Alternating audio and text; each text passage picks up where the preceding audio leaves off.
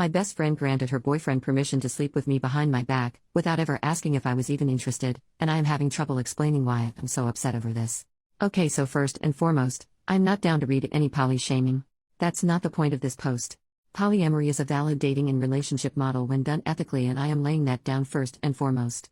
So my best friend, Cindy, and I have known each other roughly 15 years and have been roommates for 5-ish years. Cindy is poly and has 2 partners, one that lives close by and one named Mark that lives in Oregon, which is pretty far from us. I knew Mark through mutual friends prior to him meeting Cindy, and we actually slept together a couple times back in like 2016. He's poly and I am monogamous, and we decided it wouldn't work between us, but we maintain being good friends because we get along really well. I introduced those two in 2017, admittedly under the "he's poly, you're poly" piss poor attempt to matchmake, and they hit it off. In 2019, Mark had to move to Oregon for work, but they have been making it work via long distance and I am happy for them. So in 2020, I kinda lost my mind. I had to break up with a boyfriend who was in love with someone else. I realized I hated my job. I turned 30 and felt deeply unhappy with where my life was headed. So I decided it was best for me to start living. I quit my job, found a new one that made me happy, and I started to do solo hiking adventures. I mentioned in a group chat that I always wanted to camp in Crater Lake National Park in Oregon, and Mark offered his place for me to stay at and offered to be my hiking buddy. He's into hiking as well. Cindy hates camping, hiking and nature, but was excited for us to have fun and even helped me plan the trip, until 2 weeks ago. Out of nowhere, Cindy was as cold as ice to me. We take turns cooking, and suddenly on her nights to cook she would only make one portion and leave me nothing. She was short in conversation, didn't want to hang out with me in shared areas at all, and just seemed like she was pissed. I asked her if something was wrong, and she straight up ignored me. I went to mutual friends, who said they had no clue that something was wrong. Then yesterday, she invited me to a video chat with her and Mark. They told me they've discussed it, and I have permission to sleep with Mark on this trip. Apparently one of the boundaries in their relationships is neither of us can do anything with either of our partner's friends. Mark mentioned 2 weeks prior that he would be down to sleep with me on this trip if I was down for it, which led to fighting between the two.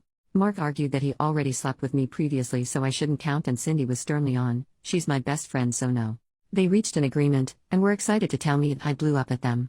So many thoughts are swirling in my head right now and I cannot even verbalize all the reasons why I'm mad.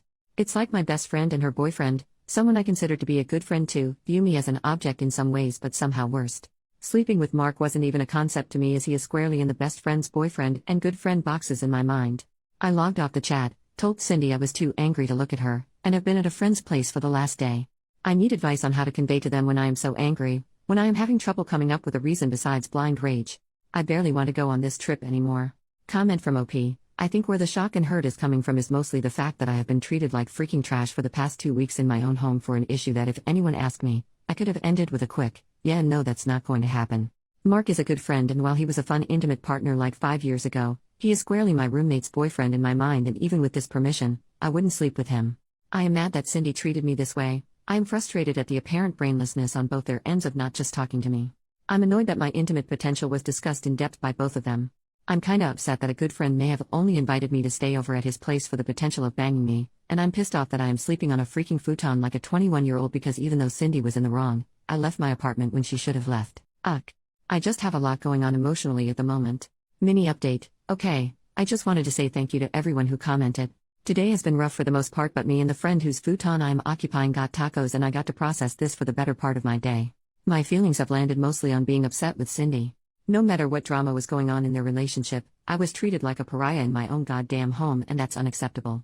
The annoying part of this is now I am doubting whether or not I would have even considered sleeping with Mark if the situation came up organically. My friend who I am staying at, she's also poly. I am one of the few mono people in my immediate friend group, hence why I was really harsh in my post about not accepting poly hate because those are my people. My friend asked me how I would have preferred this situation playing out. My response was pretty much 1. Cindy not taking out whatever she was feeling on me while they were having their backroom discussion. 2. Being approached by one of them individually to see if I was interested in any of this and not in the weirdest freaking Discord call in the world. She was in the room right next to me, she could have just came in and talked to me solo. If Mark would have asked me, I probably would have run to Cindy being like, "Your boyfriend is hitting on me." I am unsure if that's even allowed. If Cindy would have, Christ on the freaking cross, I am unsure how that would have even gone. Who knows, maybe with permission, and wine, and the breathtaking views of that lake. Seriously, ignore me and Google Crater Lake National Park, it's gorgeous, something would have happened. Nothing sure as hell is going to happen now though. This is a long-winded post to say that I am planning to talk to each of them one-on-one because at the end of the day, I already dropped like $450 on round-trip tickets and I can't afford to stay anywhere else on short notice, I've looked into campsite lodge and nearby Airbnbs and hotels, and everything is too expensive for me, and my PTO is already approved in my workbooks. I'm not going to be awkwarded out of my vacation that I have dreamed about. I'm going to talk to them both, and God help them if the first words out of their mouths isn't "I'm sorry." Final update. Hey, everyone. It's been just over 3 weeks since my last post, and I wanted to post an update. I went home after 2 or 3 days. I can't actually remember how long I was gone now, when Cindy sent me a message saying she wanted to apologize. Apparently Cindy reached out to the mutual friend I was staying with, and that friend went over every cruel thing Cindy did to me during her 2 weeks of shutting me out and told her to get herself together. We sat down and talked, and it was pretty illuminating what she had to say. Cindy and I have known each other for over 15 years now. For the majority of that time, I was the more introverted and shy type, while she was the "let's drink shots on the roof with this new friend I made 30 seconds ago" type. When the plague hit, we both had 2 very different responses. After realizing I was deeply unhappy with all parts of my life, I flipped everything on its head. I found a new job and made a bunch of work friends. I started doing solo adventures. I felt happier than I ever been, and it turns out, happy me is very bubbly and engaging. While I couldn't go out for obvious reasons, I started actually using Discord and engaging more with friends and going on virtual dates. Cindy did the opposite. Her job went work from home pretty early on, which cut her off from most of her work friends, and she lost an aunt she was close to due to the virus. Cindy works customer service at an online store, so after 8 hours on the phone in front of a computer, she doesn't want to Zoom or Discord or message anyone from the exhaustion of it all. Cindy admitted that she felt like she was falling apart, meanwhile the person she grew up with was doing better than ever. Cindy is not one to express her feelings. She comes from an army what's a feeling family. She decided that best course of action was bury everything in her chest and do nothing about it. Then Mark asked if he could sleep with me, and everything started leaking out. Cindy admitted that rule, "neither of us can do anything with either of our partner's friends," is a bit more flexible than I originally thought, and is more of a "please ask if I am cool with this before you flirt with my friend's" situation. Apparently Cindy was cool with the concept of us sleeping together previously. Back in 2019, I was planning a trip to Seattle for the summer of 2020. Mark offered to join me, and we were planning on splitting a 2-bedroom Airbnb. It didn't happen for obvious reasons, but apparently Mark asked Cindy during the planning stage if he could even broach the topic with me, and he was cool with it. Mark, going off how she was previously cool with it, checked in again with her before he was planning on talking to me about it for the most recent trip, and that's when the blow-up happened.